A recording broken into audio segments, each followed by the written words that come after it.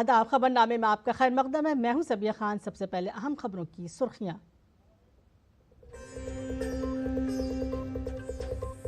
America Ukraine के दरमियान नायाब मादनी ज़खायर समेत तिजारती मुआहदे पर इत्तफाक। ट्रंप ने कहा ज़ेलेंस्की हफ्ते के आखिर तक कर सकते हैं अमेरिका का दौरा।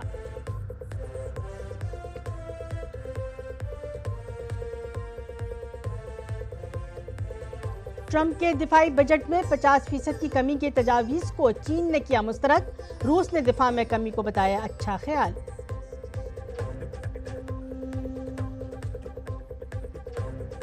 सदर जमहूरिया द्रौपदी मुर्मू बागेश्वर धाम में इज्तिमाई शादी तकरीब में होंगी शामिल।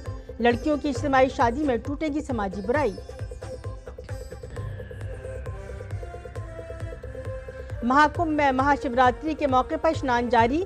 स्नान करने वालों की तादाद हुई 65 करोड़ से ज्यादा। महाकुंभ आज होगा खत्म। लोगों को महाकुंभ में पहुंचाने के लिए रेलवे ने किए खास इंतजामात। और आईसीसी चैंपियंस ट्रॉफी में इंग्लैंड और अफगानिस्तान के दरमियान करो या मरो का मुकाबला आज।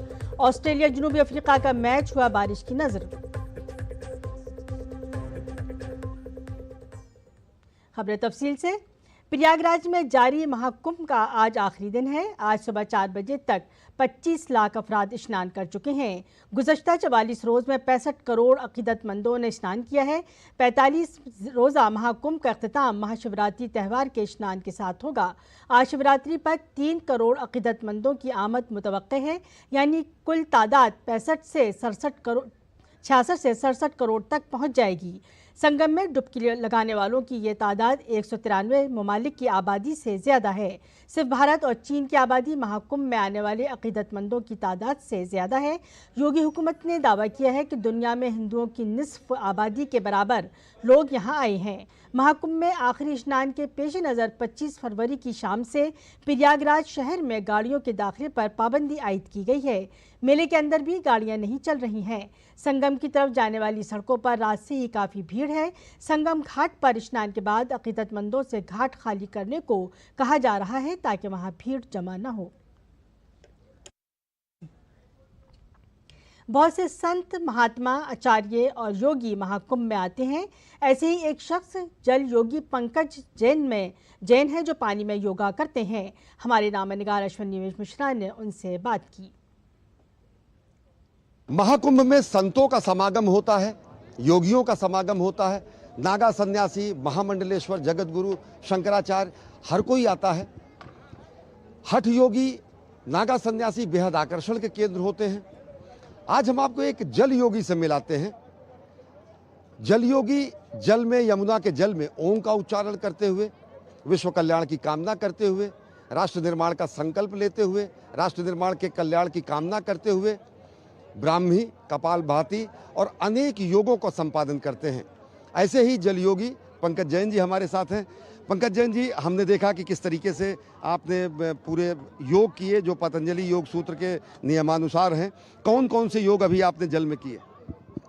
जल योग में सबसे पहले मैंने प्रार्थना से प्रारंभ किया और जगत कल्याण की भावना से प्रार्थना करते हुए समस्त भगवान को ओम का उच्चारण करते हुए सबसे पहले भ्रामरी प्राणायाम किया। वो पानी की सतह पे बगैर सतह को छुए हुए, और उसके बाद फिर अनुलोम विलोम प्राणायाम, उद्गीत प्राणायाम, भ्रामरी प्राणायाम। योग को पूरे वैश्विक रूप में प्रधानमंत्री जी ने स्थापित किया है। विश्व योग दिवस मनाया जाता है। किस तरीके से और प्रचार प्रसार हो रहा है वर्तमान सरकार के कार्यकाल में?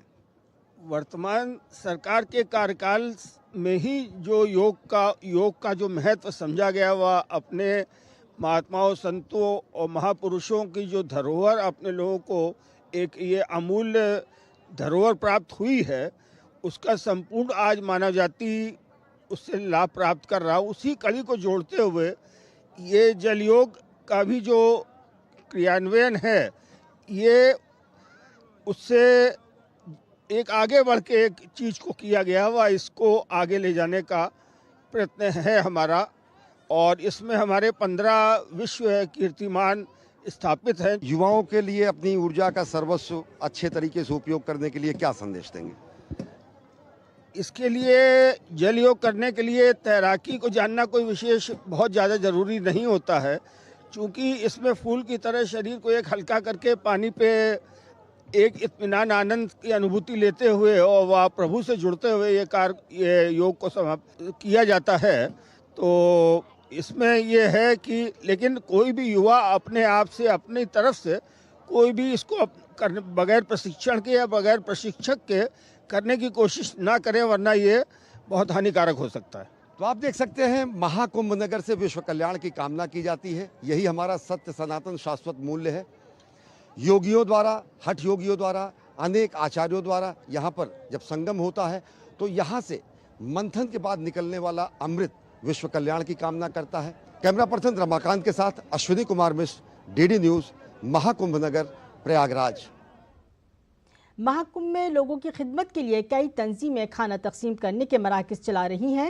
इलाहाबाद हाई कोर्ट के बार और बेंच ने भी अपनी तरफ से खाने तकसीम किए।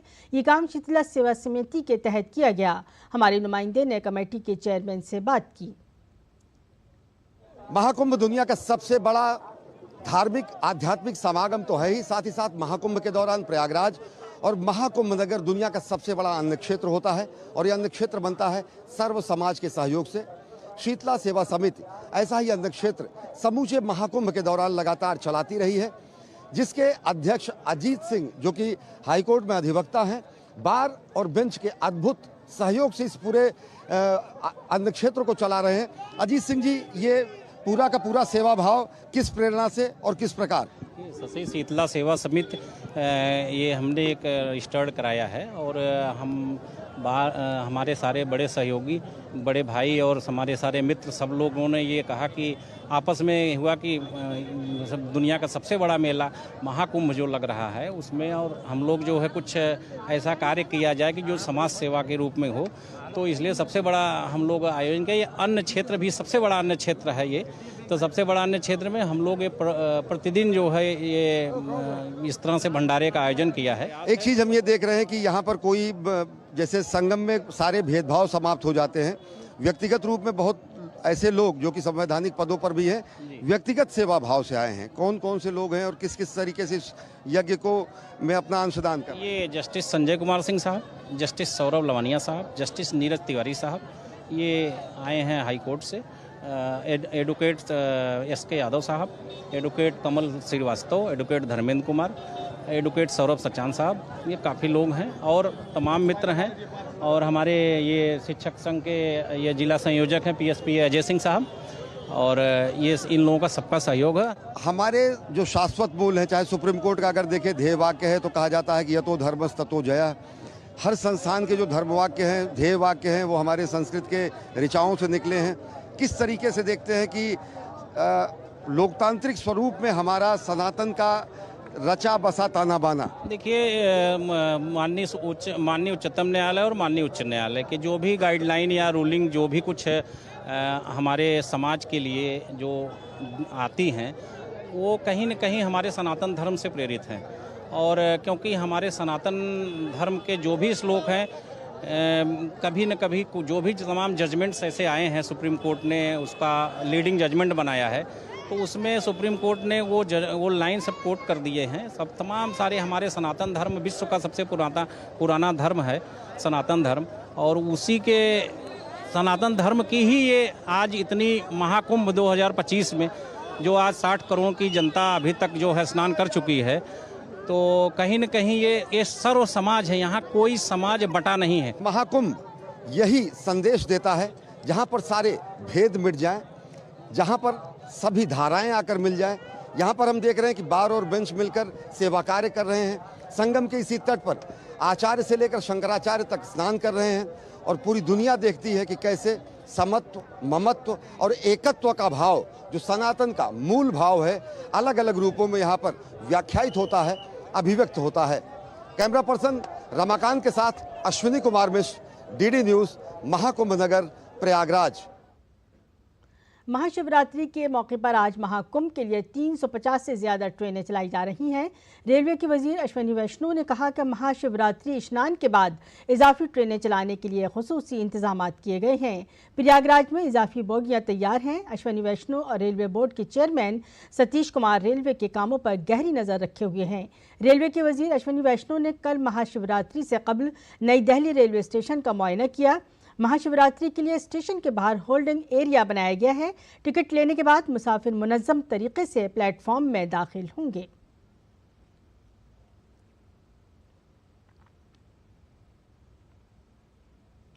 वज़ीर रेलवे अश्विनी वैष्णव ने कल नई दिल्ली रेलवे स्टेशन का दौरा किया। इस दौरान उन्होंने रेलवे स्टेशन पर मुसाफिरों को फराहम की जाने वाली सहूलियात का जायज़ा लिया। उन्होंने कहा कि मुसाफिरों की सहूलत के लिए स्टेशन के बाहर इजाफी टिकट काउंटर्स का इंतज़ाम किया गया है ताकि सफ़र के दौरान किसी किस्म की तकलीफ न हो। होल्डिंग एरिया जो बना है इसमें 36 टिकट काउंटर्स बने हुए हैं और साथ में जो ऑटोमेटिक टिकट वेंडिंग मशीन है वो भी लगी हुई है। इससे पैसेंजर्स को स्टेशन के अंदर जाकर टिकट खरीदने के बजाय स्टेशन के बाहर ही सारे टिकट मिल रहे हैं। अभी कई पैसेंजर्स के साथ मैंने बातचीत भी की है, काफ़ी उन्होंने संतुष्टि जताई है इस व्यवस्था से। मुल्क भर में आज महाशिवरात्रि का त्यौहार मनाया जा रहा है। इस मौके पर मुल्क भर के मंदिरों में सुबह से ही अकीदतमंदों की भीड़ जमा होना शुरू हो गई है। अकीदतमंद भगवान शिव के जल अभिषेक के लिए मंदिर पहुंच रहे हैं। महाशिवरात्रि का यह त्यौहार हर साल फाल्गुन कृष्ण चतुर्दशी के दिन मनाया जाता है। इस मौके पर उज्जैन के ज्योतिर्लिंगा महाकाल मंदिर में भगवान शिव की खुसूसी भस्म आरती की गई। झारखंड के मनोकामना लिंक वेदनाथ धाम में सुबह से ही अकीदतमंदों की भीड़ जमा होना शुरू हो गई। महाशिवरात्रि के मौके पर वाराणसी के ज्योतिर्लिंग काशी विश्वनाथ मंदिर में मंगला आरती की गई। महाराष्ट्र के ज्योतिर्लिंगा मंदिर में सुबह से ही अकीदतमंदों की आमद शुरू हो गई है।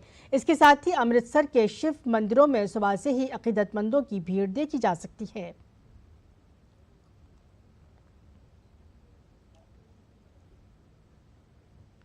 सदर जमहूरिया द्रौपदी मुर्मू आज मध्य प्रदेश के छतरपुर जिले में वाक़े बागेश्वर धाम का दौरा करेंगी। सदर जमहूरिया द्रौपदी मुर्मू बागेश्वर धाम पहुंचकर इज्तिमाई शादी की तकरीब में शिरकत करेंगी और 9 ब्याहता जोड़े को आशीर्वाद देंगी। ये तकरीब श्री बागेश्वर जनसेवा समिति की तरफ से बागेश्वर धाम पीठाधीश्वर पंडित धीरेन्द्र कृष्णा शास्त्री की क़यादत में छतरपुर ज़िला हेडक्वार्टर से तकरीबन 23 किलोमीटर दूर गुड़गांव में मुनक़िद की जा रही है। मरकजी वज़ीर दाखिला और सीनियर बीजेपी रहनुमा अमित शाह आज कोयम्बटूर में पार्टी दफ्तर का इफ्तिताह करेंगे। वो कोयम्बटूर के पीलामेडु में बीजेपी के 3 ज़िलाई दफातर का इफ्तिताह करेंगे। बीजेपी के ये दफातर कोयम्बटूर, तिरुवन्नमलाई और रामनाथपुरम में शुरू होंगे। अमित शाह कल रात कोयम्बटूर पहुंचे। आज Assam business summit advantage Assam 2.0 का दूसरा दिन है। गुवाहाटी में जारी चोटी कॉन्फ्रेंस के पहले दिन तकरीबन 1.89 लाख करोड़ रुपए की सरमायाकारी की तजावीज़ पर मुश्तमल 114 मुफाहमतनामों पर दस्तखत किए गए। एक सीनियर अहदेदार ने कहा कि 2 रोज़ा कॉन्फ्रेंस के अख्ताम तक आदाद-ओ-शुमार में नुमाया इजाफा होने की उम्मीद है। इस शुमाल मशरक़ी रियासत में सरमायाकारी के लिए कई सरकर्दा सरकारी अदारों और निजी कंपनियों के साथ मुफाहमतनामे पर दस्तखत किए गए हैं। इसके अलावा गैर मालियाती मुफाहमतनामों पर गैर मुल्की अदारों के साथ दस्तखत किए गए हैं। जिन कंपनियों ने रियासत में सरमायाकारी करने का अहद किया है उनमें Adani Total Gas, Tata Power, ONGC, Oil India, Essar group, JSW energy, AMUL, PNB, DP world वैक्सन, Bill and Melinda Gates Foundation और NRL शामिल हैं। सदर द्रौपदी मुर्मू ने सोशल मीडिया प्लेटफॉर्म X पर महाशिवरात्रि त्यौहार के मौके पर हमवतनों को मुबारकबाद दी। उन्होंने लिखा, मैं महाशिवरात्रि के त्यौहार पर तमाम हमवतनों को दिल की गहराइयों से मुबारकबाद पेश करती हूँ। मेरी दुआ है कि महादेव का कर्म हम सब पर कायम रहे और हमारा मुल्क तरक्की की राह पर आगे बढ़ता रहे। वीर सावरकर भारत के एक ऐसे इनकलाबी और मुजाहिद आज़ादी थे जिनको दो उम्र कैद की सज़ा सुनाई गई और काला पानी की सज़ा देकर सेलुलर जेल भेज दिया गया। उन्हें तकरीबन 10 साल तक कोहलू चलाने का पाबंद बनाकर शदीद तशद्दुद का निशाना बनाया गया, लेकिन वो जालिम अंग्रेज़ों के सामने नहीं झुके। वीर सावरकर एक मशहूर इनकलाबी, आज़ादी पसंद, समाजी मुस्लिह, मौर्रिख और मुफक्किर थे। उनकी बरसी पर आइए देखते हैं ये खुसूसी रिपोर्ट। हिंदुस्तान की आज़ादी के नामवर इनकलाबी लीडर विनायक दामोदर सावरकर की पैदाइश 28 मई 1883 को हुई। हिंदू राष्ट्र बनाने की सोच का सेहरा जनाब सावरकर को ही जाता है। वो न सिर्फ मुल्क की आज़ादी के एक ज़बरदस्त हामी थे, बल्कि एक अजीम इनकलाबी, मुफक्किर, मुसन्निफ, शायर और दूर अंदेश सियासी लीडर थे। सावरकर को एक ऐसे तारीखी शख्सियत के तौर पर भी जाना जाता है जिन्होंने हिंदू राष्ट्र की कामयाबी की मुस्नद तारीख को रकम किया। वो 1857 की बगावत को सबसे पहले ज़ब्त तहरीर में लाई, जिससे अंग्रेज हुकूमत हिलकर रह गई। सावरकर को वीर सावरकर के नाम से भी जाना जाता है। 1904 में सावरकर ने अभिनव भारत नामी एक इनकलाबी तंजीम की संग बुनियाद रखी। 1905 में बंगाल की तकसीम के बाद उन्होंने पुणे में गैर मुल्की मसनूआत का बाइकॉट किया। नासिक जिले के कलेक्टर जैक्सन की मौत के लिए जिम्मेदारी उन पर आयद करते हुए सावरकर को 7 अप्रैल 1911 में काला पानी सजा के लिए सेलुलर जेल भेजा गया। उन्हें यहाँ पर कोहलू में बैल को बांधकर सरसों और नारियल का तेल निकालना होता था। सावरकर 4 जुलाई 1911 से 21 मई 1921 तक पोर्ट ब्लेयर की जेल में रहे। जेल में उन्होंने हिंदुत्व पर एक तहकीकी किताब लिखी। 1921 में रिहाई पाने के बाद वतन वापस आए। मार्च 1925 में उनकी मुलाकात राष्ट्रीय सेवक संघ के बानी डॉक्टर हेडगेवार से हुई। हेडगेवार से मुतासिर होकर सारी जिंदगी अखिल भारत के हिमायती रहे। 26 फरवरी 1966 को मुंबई में उनकी वफात हुई और आज़ादी के इस मतवाले को लोग आज भी याद रखते हैं। Bureau report, DD news Urdu खबरें। अमेरिका और यूक्रेन ने मादनियात माहिदे के मसवदे की शराइत पर इत्तफाक किया है। यह यूक्रेन अमेरिका की हिमायत हासिल करने की कोशिश है। सदर डोनाल्ड ट्रंप यूक्रेन और रूस की जंग का जल्द खात्मा चाहते हैं। माहिदे के मसवदे के मशमूलात से वाकिफ एक शख्स ने कहा कि इसमें अमेरिकी सलामती की ज़मानतों या हथियारों की मुसलसल दस्तयाबी की निशानदही नहीं की गई, लेकिन कहा गया कि अमेरिका यूक्रेन को आज़ाद, खुद मुख्तार और महफूज रखना चाहता है। माहिदे से वाकिफ एक शख्स ने कहा कि अमेरिका यूक्रेन के दरमियान मुस्तकबिल में हथियारों की सप्लाई पर बातचीत जारी है। चीन और अमेरिका की जानिब से दिफाई बजट में तकरीबन 50% कमी की अमेरिकी सदर डोनाल्ड ट्रंप की तजवीज़ में शामिल होने में बहुत कम दिलचस्पी जाहिर की है। उसने कहा कि इसके महदूद दिफाई अखराजात इसकी खुद मुख्तारी, सलामती और तरक्याती मफादात के तहफ़्फ़ुज़ के लिए हैं।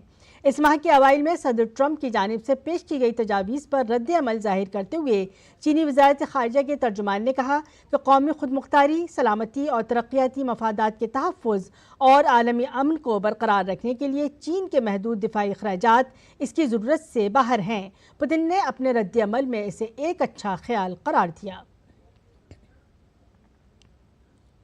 नाज़रीन, अब पेश है दिल्ली से शाये होने वाले उर्दू अखबारात का मुख्तसर जायज़ा।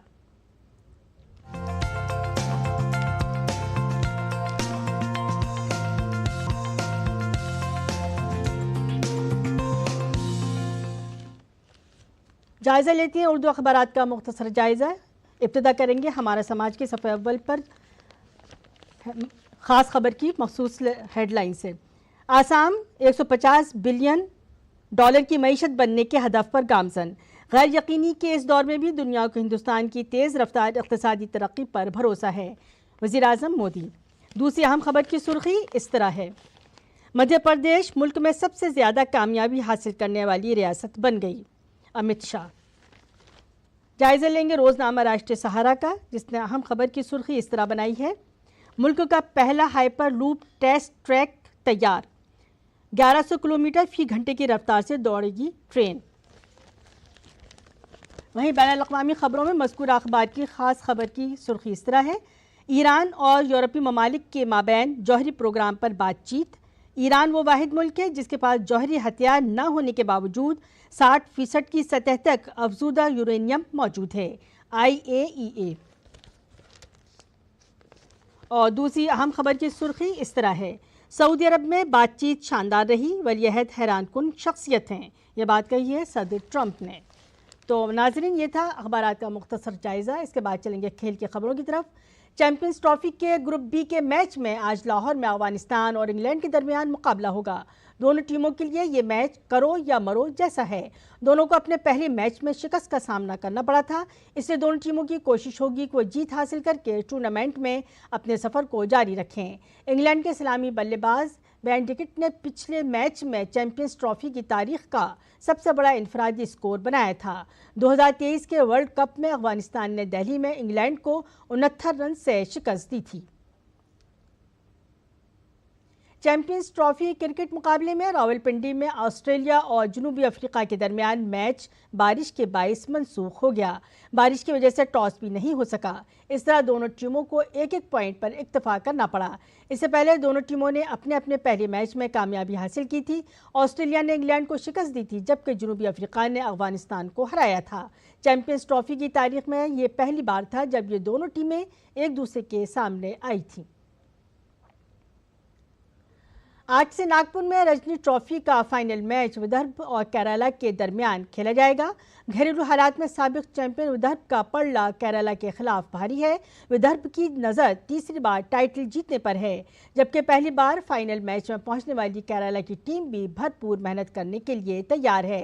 विदर्भ ने सीजन में 9 मैचेस में से 8 में फतेह हासिल की है, जबकि 1 मैच ड्रॉ खेला है। और अब पेश है मौसम का हाल।